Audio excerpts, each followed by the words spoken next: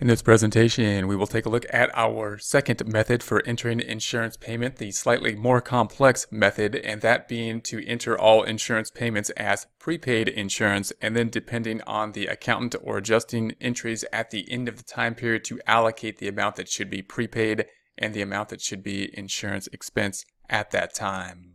For more accounting information and accounting courses, visit our website at accountinginstruction.info. We're going to now open up QuickBooks and go into our file, into the data files. We're going to open up the more complex, the QuickBooks 3 this time, the third version of the QuickBooks data files. So I went into the backup files, go to the data files, QuickBooks 3, and then we're going to pick up and open QuickBooks 3 data file. We should have backups too in order to get to this point in time as well. Here is our Home tab and Open Windows. You can open the Open Windows by going to the View drop-down and selecting the Open Windows list. So we're going to have our same options here, our same information as we did for the more simplified method, and that is that we have the safe insurance company that we paid the $12,000 for. We put that into cash, and we put the other side into the uncategorized expenses. So let's take a look at that. We're going to go back to our QuickBooks Reports drop down. We're going to go to Company and Financial and then go down to the Balance Sheet Standard.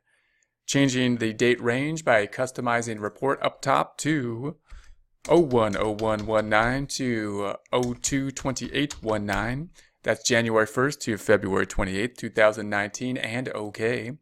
Then if we go into our checking account by double clicking on it, zooming in to it, there is our $12,000 once again. Closing this back out, go into the profit and loss. The other side of that will be in the profit and loss under the reports. Company and Financial, selecting that profit and loss standard. Changing the date range from 01/01/19 to 02/28/19. That's January 1st, 2019 to February 28th. Going back to the uncategorized expenses, double clicking on uncategorized expenses. Finding that $12,000, there it is, to Safe Insurance Company. Now, double-clicking on that item will take us to the check. And what we need to change once again is the account. Now, if we select the drop-down, we do have an insurance expense. That's where we put it last time. But remember, the issue here is that it's not really an expense that's happening here. We paid $12,000 for a whole year of insurance. We shouldn't really expense it in January because that distorts the picture. What we should do is put it into a asset account called prepaid insurance, and then allocate it to the expense as the coverage passes. That would be the more proper way to do it, and that's usually the way you would do it just for normal adjusting entries, just planning the adjusting entry process. So that one, in doing it this method, if we were working with an accountant, then at the end of the year to prepare the financial statements at the end of the year or taxes, if they're used to adjusting entries, this would be easier for them to see. This would be a method that they would be used to for that adjustment process.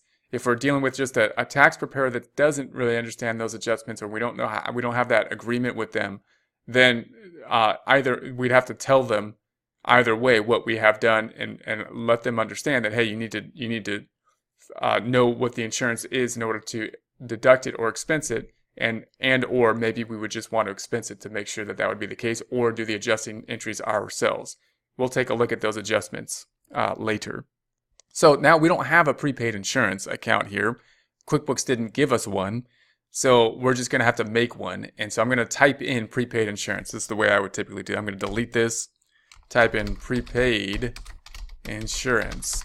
And the reason QuickBooks doesn't give us one, by the way, is probably because QuickBooks just doesn't want to confuse people by having two accounts called insurance. So they're just saying, hey, it's better. QuickBooks is basically saying it's better for us to just get the data in the books and have a and at least get it recorded, than confuse people with an asset account and an expense account that both are called insurance something. So that's my rationale of why I would think that QuickBooks doesn't include it, because it is a very standard account if you were to do this properly. So this isn't unusual by any means to add prepaid insurance. So we're going to add prepaid insurance tab. We're going to set it up. And we're going to set it up as an other current asset account. An asset account, other current asset, and say that one. And continue.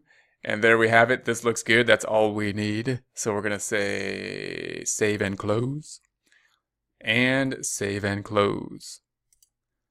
So we'll save this transaction. It then has disappeared from our transaction report in this account in the uncategorized, which is what we want. Closing that out. Where did it go? It didn't go anywhere on the income statement. And that's the point. It's not on the income statement. And you might say, well, it should be deductible. It should be something that lowers net income. It should, but only the amount that we've actually used under an accrual method should be there, not the entire $12,000. How or when will it get to this point in time? Not when we paid it, but when we allocate it based on when we used the coverage. That would be the more standard method for doing this. So if we go to the balance sheet then, and we see it's the $12,000 there. So again, this balance sheet account will never go away. That's kind of like, that's the point. At the end of the time period, we want to give this to whoever does the adjusting entries, give them the policy so that they know what was covered, and then can determine at whatever time, the end of the year probably, how much of it should be an asset account and how much of it should be expensed at that point in time. They can make the adjustment that would be necessary then. So that would be the typical plan here that we would have. So in order to do this, this would be more proper for someone that's used to doing that adjustment, because then they would be looking for this account and they'd be saying, okay, there's prepaid insurance. Do I have to do an adjustment entry for that? Then we would give the documentation to do that, that documentation being the term of the insurance policy, and they could figure out how much of it should be allocated to expense at the end of the time period, probably the end of the year. For more accounting information and accounting courses, visit our website at accountinginstruction.info.